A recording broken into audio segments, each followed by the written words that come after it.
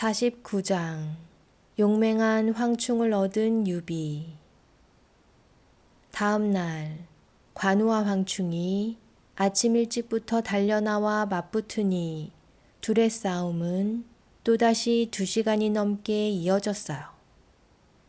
이번에 먼저 등을 돌리고 달아난 이는 관우였어요. 황충이 말머리를 돌려 달아나는 관우를 불이 나게 뒤쫓으니 사실 이것은 관우의 속임수였어요. 관우는 자신의 뒤를 바짝 쫓아오는 황충을 눈치채고는 그와 가까워졌을 때 순식간에 말머리를 돌려 황충을 공격하려 했어요. 그런 관우가 말머리를 막 돌리려던 순간 요란한 소리와 함께 군사들의 함성 소리가 들렸어요. 황충이 넘어졌다. 관우가 뒤를 돌아보니 황충의 말이 돌부리에 걸려 넘어지면서 말에 타고 있던 황충 또한 공중으로 날아올라 땅바닥에 나뒹굴었어요. 관우는 황충에게 다가가 비껴 들고 있던 청룡 언얼도를 자신의 몸 뒤로 돌려 숨기며 황충에게 말했어요. 사람이 아니라 말이 실수한 것이니 목숨은 살려주겠다. 내일 아침 말을 바꾸어 타고 와 다시 승부를 겨루어 보자. 그렇게 관우와 황충의 2번째 대결도 무승부로 결판이 났어요. 황충이 돌아오자 한연이 혀를 차며 빈정댔어요. 말에서 떨어져 개망신을 당하다니 장군도 이제 늙었구려. 내일은 지는 척 도망치며 관우를 유인해 활을 쏘아 죽이시오. 황충이 고개를 떨군 채 기운 빠진 목소리로 대답했어요. 알겠습니다. 그날 밤 집으로 돌아온 황충은 깊은 생각에 잠겼어요. 말에서 떨어진 나를 죽이지 않았으니 관우는 참으로 의리 있는 장수이다. 그런데 내가 도망치는 척 관우를 속여 그에게 화를 쏜다면 사람들은 나를 비겁하다 욕할 것이다. 그렇다고 내가 관우를 쏘지 않는다면 한연 장군의 명령을 어기게 되니 이 일을 어찌하면 좋을까? 황충은 깊은 고민에 빠져 잠을 이룰 수 없었어요. 다음 날 아침 황충은 또다시 관우와 싸우기 위해 갑옷을 입고 투구를 쓰고 있었어요. 이때 위원이 황충을 찾아왔어요. 위원은 원래 유비를 섬기고 싶었으나 유비와의 인연이 닿지 않아 한연 밑에 있던 신하였어요. 한연은 항상 위원을 못마땅해 하며 벼슬도 주지 않고 무시하니 위원의 마음속에는 항상 한연에 대한 불만이 가득했어요. 관우는 보기 드문 용맹한 장수이니 부디 몸조심하십시오. 친절한 위원의 말에 황충은 고개를 끄덕였어요. 맞소. 관우는 내가 여지껏 만나본 장수 중 가장 뛰어난 장수요. 그렇게 관우와 황충의 3번째 대결이 시작되었어요. 2번이나 싸웠지만 늙은 황충을 이기지 못한 관우는 이를 악물고 사납게 황충을 공격했어요. 하지만 황충은 번번이 관우의 공격을 막아냈어요. 그렇게 또다시 1시간쯤 지났을까 황충은 거짓으로 도망치는 척하며 말머리를 돌려 달아나니 관우가 황충의 뒤를 쫓았어요. 달아나는 황충의 머릿속에 2가지 생각이 부딪혔어요. 관우를 쏘아 죽일 것이냐 말 것이냐 황충은 결정할 수 없었어요. 그 순간 황충이 몸을 돌려 자신을 향해 달려오는 관우를 향해 활시위를 당겼어요. 화들짝 놀란 관우는 황충의 화살을 피하려 급히 몸을 틀었으나 화살은 날아오지 않았어요. 황충은 빈 활로 화살을 쏘는 신용만 하였고 관우는 계속해서 황충을 뒤쫓았어요.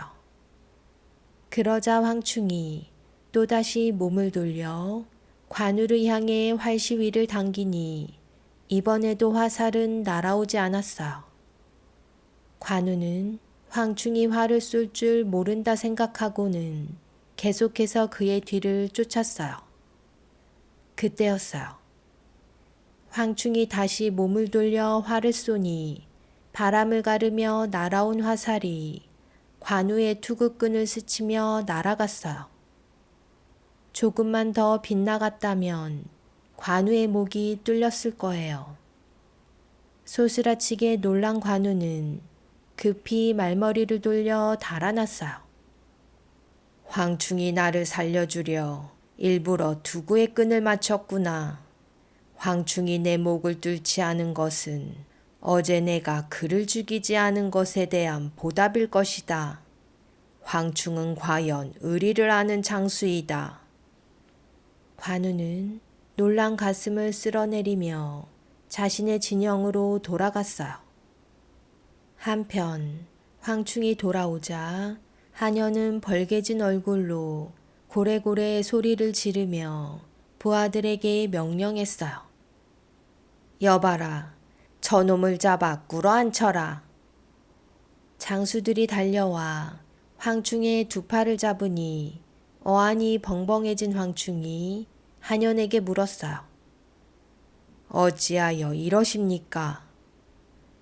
하녀는 황충을 향해 손가락질하며 꾸짖었어요. 너의 죄를 몰라 나에게 묻는 것이냐? 너는 첫째 날 최선을 다해 싸우지 않았고 둘째 날 말에서 떨어진 실수를 하였으며 오늘은 네 놈이 관우의 목숨을 살려주었다. 그럼에도 네 놈이 살기를 원하느냐? 여봐라, 당장 저놈을 끌어내 목을 쳐라. 황충은 헛웃음이 나왔어요. 모든 장수들이 앞으로 나서며 하녀를 말렸지만 하녀는 발을 동동 구르며 더욱 화를 냈어요. 황충을 살리라 떠드는 자는 똑같이 목을 벨 것이니 그리 알아라. 하녀니 목이 찢어져라 소리를 지르니 군사들은 마지못해 황충을 성 밖으로 끌어냈어요. 칼든 병사 하나가 두 눈을 질끈 감고 황충의 목을 내리치려 할 때였어요. 장수 하나가 달려와 칼든 병사를 막아서며 외쳤어요. 황충 장수는 용맹한 분이시고 하녀는 백성과 신하를 무시하는 의롭지 못한 사람입니다. 황충을 죽이는 것은 백성을 죽이는 길이고 하녀를 죽이는 것은 백성을 살리는 길이니 모두 나를 따라 하녀의 목을 칩시다. 황충이 깜짝 놀라 고개를 들어보니 그는 바로 위원이었어요. 위원이 앞장서고 수많은 백성들이 위원의 뒤를 따르니 성 안에 있던 여러 장수와 군사들 어느 누구도 위원을 말리지 않았어요. 위원은 군사들을 이끌고 성의 가장 높은 곳에 올라가 단칼에 하녀의 목을 베어버렸어요. 하녀이 죽는 것을 지켜본 백성들과 신하들은 모두 기뻐하며 만세를 불렀어요. 위원이 잘린 하녀의 목을 들고 관우에게가 항복하니 모든 신하들과 장수 그리고 백성들이 위원의 뒤를 따랐어요. 위원의 항복을 받은 관우는 장사성 안으로 들어갔어요. 관우는 가장 먼저 황충을 찾아갔어요. 하지만 황충은 아프다는 핑계로 관우와의 만남을 거절했어요. 관우는 황충의 마음을 이해할 수 있었어요.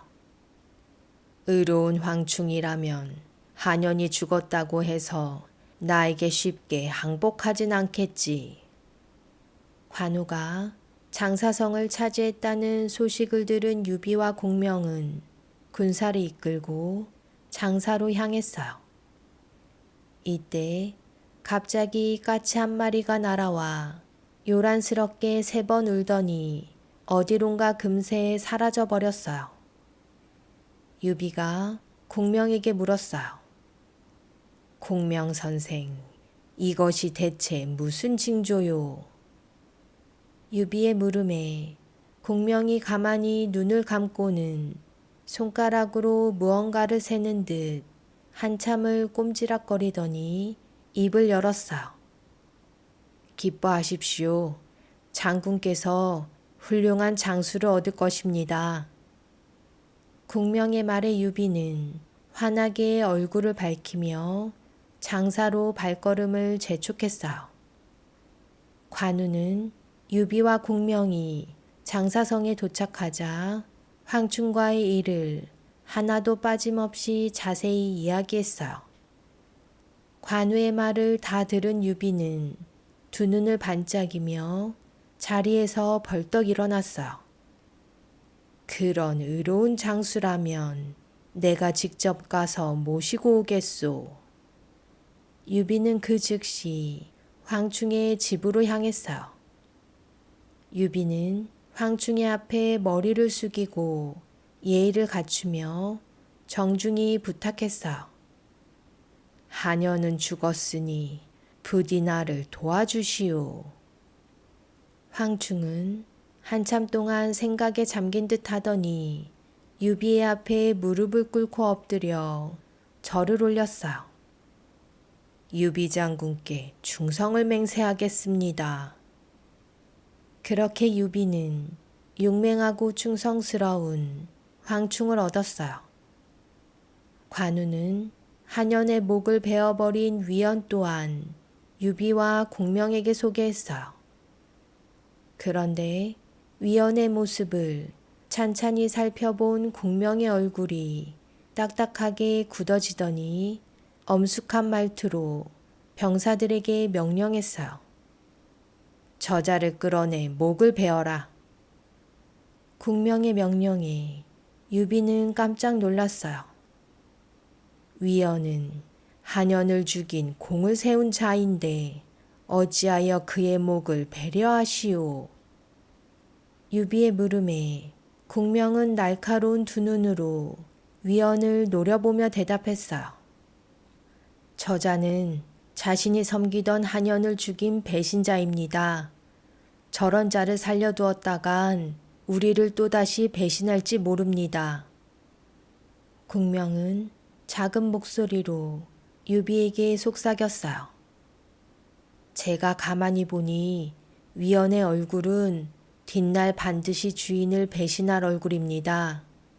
그러니 미리 죽여 탈을 없애는 것이 좋습니다. 공명의 말을 들은 유비는 가만히 공명을 바라보고는 차분한 말투로 공명을 설득했어요.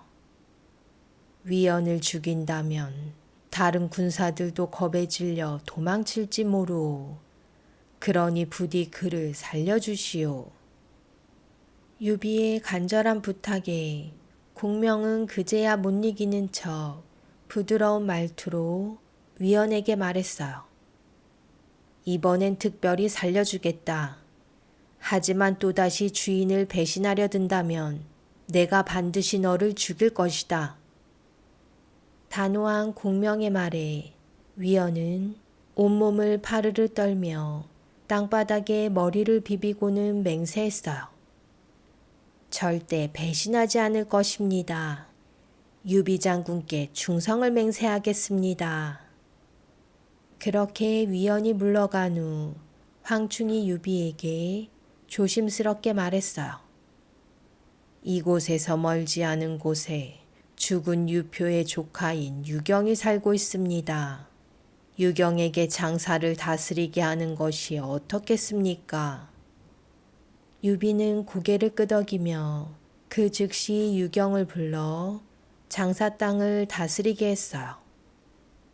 이렇게 유비는 영릉, 무릉, 계양, 그리고 장사를 차지하고는 형주로 돌아갔어요.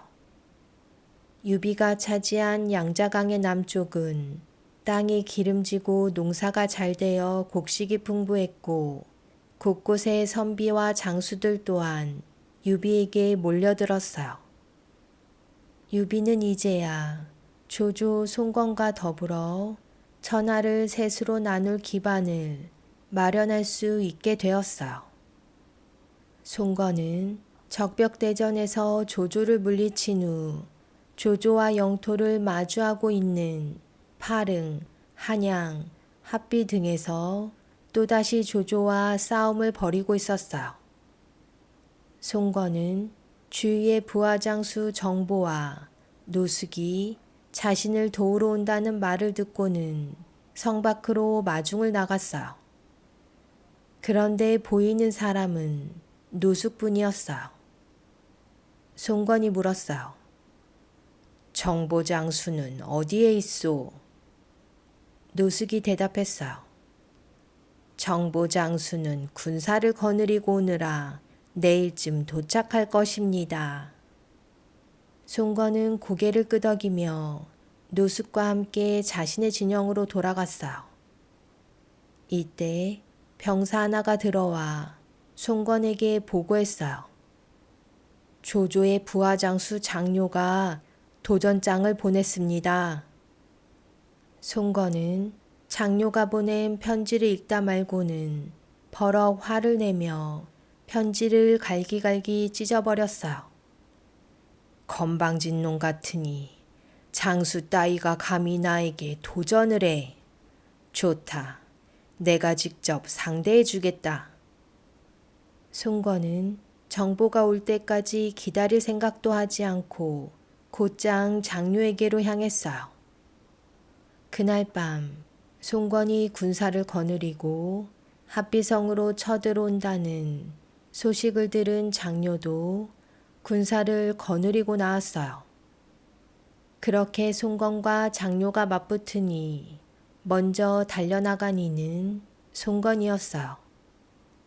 송건이 황금으로 만든 갑옷과 투구를 쓰고 뛰쳐나가자 그의 부하장수 송겸과 가와가 송건의 뒤를 따랐어요.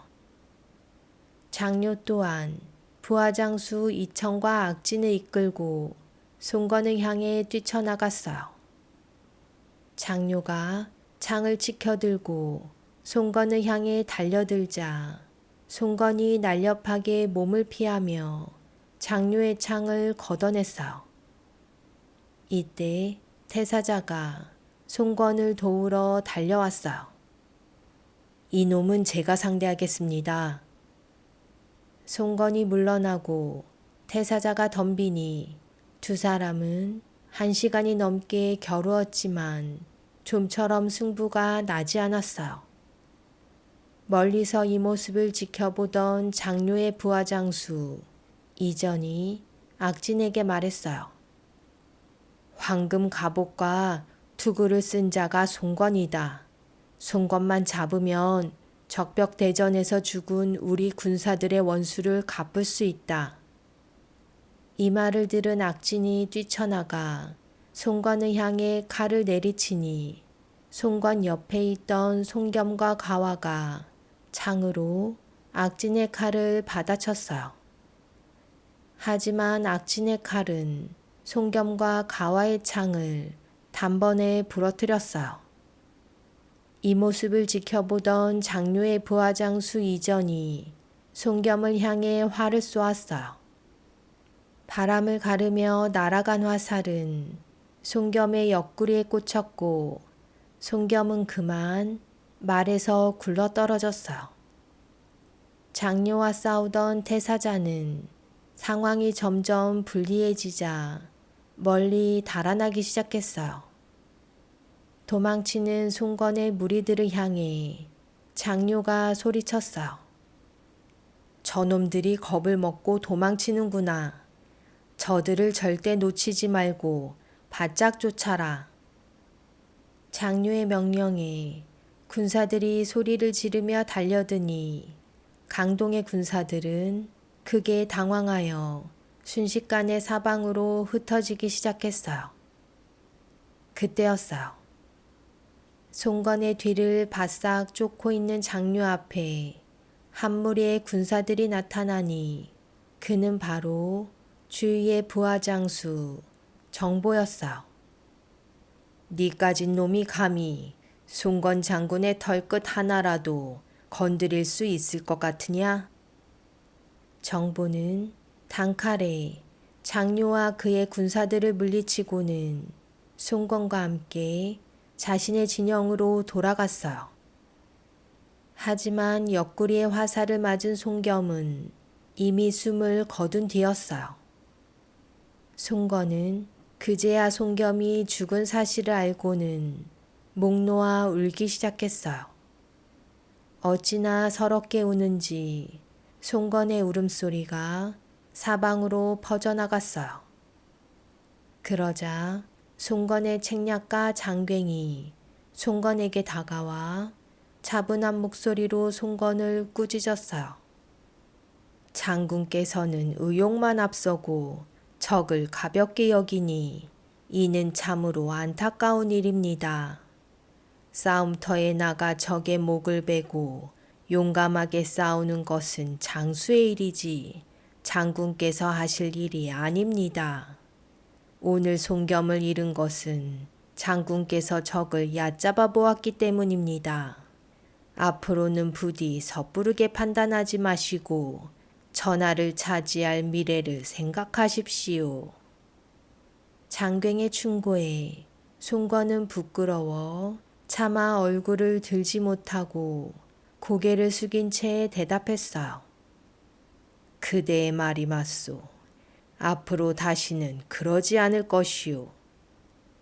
송겸이 죽고 송건 또한 장료에게 쫓겨오자 태사자는 두 주먹을 불끈 쥐고는 송건 앞으로 나아가 말했어요.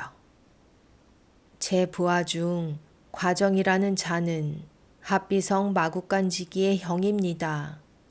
그런데 그 마국간지기가 장료에게 억울하게 벌을 받고는 자신의 형인 과정에게 사람을 보내 복수의 뜻을 전했습니다. 성 안에 불을 지르는 것을 신호로 장료를 죽일 것이니 송겸의 원수를 갚을 생각이 있다면 자신들을 도우라고 했답니다. 장군, 제가 군사를 거느리고 합비성으로 가 마국간지기를 도와 장료를 무찌르고 오겠습니다. 태사자의 말에 송건이 되물었어요. 마국간지기의 형이라는 사람은 어디에 있는가? 태사자가 대답했어요. 그 자는 적군으로 변장시켜 이미 합비성으로 보냈습니다. 저에게 군사 5,000명만 주십시오. 반드시 장료를 무찌르겠습니다. 송건과 태사자의 대화를 잠자코 듣고 있던 제갈공명의 형 제갈근이 나섰어요. 꽤 많은 장료는 그리 쉽게 당하지 않을 것입니다. 제갈근의 충고에도 송건은 고집을 꺾지 않았어요. 송겸의 원수를 갚고 싶었던 송건은 태사자의 요구를 들어주기로 마음먹었어요. 적군으로 변장한 채 합비성에 몰래 들어간 과정은 마국간에서 자신의 동생을 만났어요.